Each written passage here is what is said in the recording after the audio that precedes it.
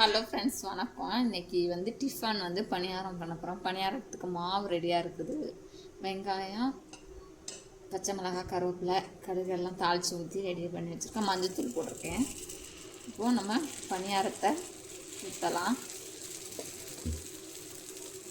எண்ணெய் கொஞ்சம் ஊற்றிட்டு பணியாரக்கல்லில் நம்மளுக்கு என்ன சைஸ் தேவையோ, பெருசாக வேணும்னா பெருசாக ஊற்றிக்கலாம், சின்னதாக வேணும்னா சின்னதாக ஊற்றிக்கலாம். ஊற்றியாச்சு. இப்போ நம்ம பணியாரத்தை வேகிறதுக்கு மூடி வைக்கிறேன். வெந்தோடனே நம்ம திருப்பலாம். வெந்திருக்கோம். இப்போ திருப்பி பார்க்குறோம். வெந்துருச்சு, நல்லா சவந்திருக்கு. ஒன்றா திருப்பிக்கலாம். திருப்பியாச்சு. திருப்பி இந்த பக்கம் வேகிறதுக்காக வச்சுட்டு